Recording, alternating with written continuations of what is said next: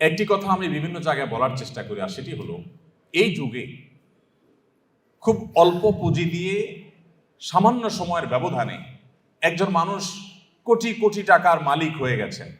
এই জিনিসটা যত আশ্চর্যের, যত কঠিন।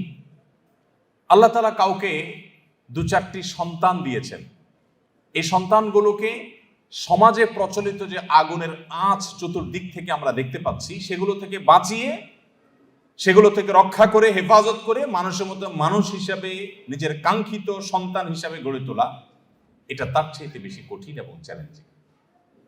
আমাদের সবচাইতে দামি সম্পদ, সবচাইতে দামি অ্যাসেট হলো আমাদের সন্তানগণ।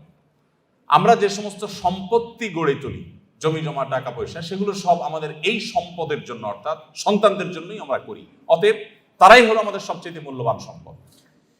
এই সন্তানদেরকে আপনি যদি হাফেজ কোরআন, আলেমে দ্বীন, আল্লাহ ভীরু, মুত্তাকি, পরহেজগার এবং ভালো মানুষ হিসেবে গড়ে তুলতে চান, তাহলে কয়েকটি বিষয় আপনাকে লক্ষ্য রাখতে হবে। নাম্বার 1, আপনার সন্তানকে ভালো মানুষ হিসেবে গড়ে তুলবার টার্গেট করতে হবে। সে স্কুলে পড়ুক কিংবা মাদ্রাসায় পড়ুক, আপনার টার্গেট হতে হবে, লক্ষ্য হতে হবে যে আমার সন্তানকে আমি মানুষের মতো মানুষ হিসেবে গড়ে তুলব। সে সৎ মানুষ হবে, আর কিছু হোক বা না হোক। সে ডাক্তার ইঞ্জিনিয়ার হতে পারুক বা না পারুক, সে বিসিএস ক্যাডার হতে পারুক বা না পারুক, সে সেনাবাহিনীতে ভালো কোনো অফিসার র্যাঙ্কের চান্স পাক বা না পাক, সে ভালো পরিচিত পপুলার কোনো আলেম বা তুখুল কোনো হাফেজ হতে পারুক বা না পারুক, সে যেন ভালো মানুষ হয়, সে যেন মুত্তাকি হয়, সে যেন পরহেজগার হয়। আমি আমার সন্তানদেরকে সবসময় বলি, তোমাদের পরীক্ষার ফলাফল ভালো হোক সেটা আমি চাই, কিন্তু এর চেয়ে অনেক বেশি চাই তোমার নামাজটা দেখে যেন আমার নয়ন জুড়ায়, তোমার আচরণটা দেখে যেন আমার দিলটা প্রশান্ত হয়। এটুকু যদি তুমি আমাকে দিতে পারো, তোমার ফলাফল যদি খারাপও হয়, আমার কোনো টেনশন নাই, কোনো দুঃখ নাই, তার জন্য আমার কোনো আফসোস নাই, তোমাকে আমি কিচ্ছু বলবো না। সম্মানিত উপস্থিতি, বেশিরভাগ বাবা মা তারা চান তাদের সন্তান যেন দুধে ভাতে থাকুক। এটা কথায় আছে না, আমার সন্তান যেন থাকে দুধে ভাতে। আপনার সন্তান দুধে ভাতে থাকুক, ভালো উপার্জন করুক, তার ভালো ক্যারিয়ার করুক, এটা আপনি চান, এটা চাওয়াটা দোষের না। কিন্তু এর চাইতে বড় চাওয়া উচিত আমার সন্তানটা যেন সৎ হয়, ভালো মানুষ হয়। কয়জন বাবা, কয়জন অভিভাবক আপনি এই সমাজে দেখাতে পারবেন যেই অভিভাবক তার সন্তানকে বলে, বাবা তুমি অনেক বড় শিক্ষিত হতে পারো আর না পারো, তুমি সৎ মানুষ হবে। বরং উল্টা আমাদের সমাজে দেখি, সন্তানের জন্মের তারিখটা বেশিরভাগ বাবা মা ভুল লেখেন, ইচ্ছাকৃত ভুল না, মিথ্যা লেখেন। কেন? যাতে বেশি দিন চাকরগিরি করতে পারে, বেশি দিন সরকারি বা বিভিন্ন প্রতিষ্ঠানে চাকরগিরি যেন করতে পারে, সেই সুযোগ পাইয়ে দেওয়ার জন্য জীবনের শুরুতে একটা মিথ্যা গেঁথে দেয়। অনেক বাবা মা আছেন যারা বিভিন্ন স্কুলে তাদের সন্তানরা যে পড়াশোনা করে তাদের জন্য নকল কিনে এনে সন্তানদেরকে সার্ভ করে দেন, সাপ্লাই করে দেন।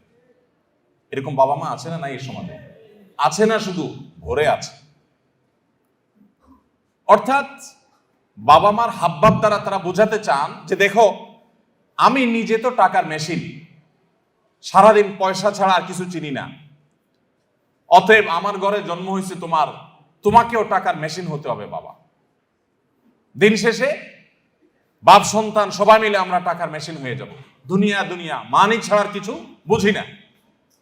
সম্মানিত উপস্থিতি, আজ শিক্ষিত সন্তান নিয়ে বাবা মা যতটা সুখে আছেন, এই সমাজে এত শিক্ষিত সন্তান না থাকলেও বাবা মারা অনেক বেশি সুখী ছিলেন, সন্তানরা অনেক বেশি সুখী ছিলেন একটা সময়।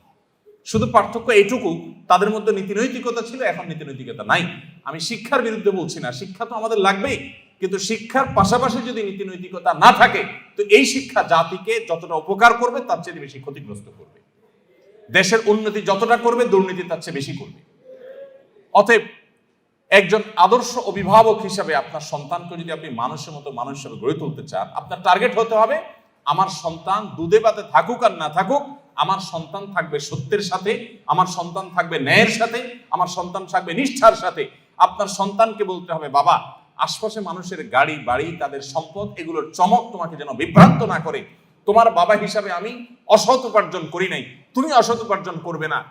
এদেশে কিছু আদর্শবান মানুষের বড় বেশি প্রয়োজন। বড় দুর্ভিক্ষ চলছে, প্রতিটা টেবিলে প্রতিটা অফিসে, প্রতিটা প্রতিষ্ঠানে দুর্নীতিবাজদের এমন মহড়া, এমন মহোৎসব আজ সর্বদা চতুর্দিকে এমন ভাবে প্রতিষ্ঠিত হয়েছে যে গোটা জাতি তৃষ্ণার্ত মরুভূমি যেরকম পানির জন্য হাহাকার করে, কিছু সৎ নাগরিকের জন্য গোটা জাতি আজ হাহাকার করছে। আর সেই হাহাকারের সে অভাব নিরূপণ করবার জন্য কিছু ওলামা একরাম নির্লস চেষ্টা চালিয়ে যাচ্ছে।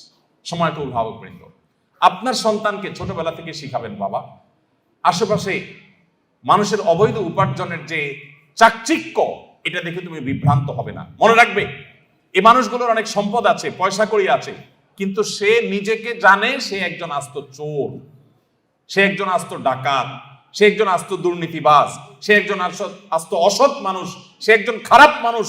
এই অপরাধ বোধের অদৃশ্য দাহন তাকে জ্বালাতে থাকে। অতএব তুমি তার সেটা দেখবে না, তুমি সততার সাথে চলবে। তোমার ভেতর থেকে একটা আওয়াজ তোমার কাছে আসবে যে আলহামদুলিল্লাহ, আমি কোনো অসৎ উপায়ে উপার্জন করিনি। অতএব আমাদের সন্তানদেরকে মানুষের মতো মানুষ হিসেবে গড়ে তোলবার জন্য প্রথম লক্ষ্য হবে যে তারা ভালো মানুষ হোক।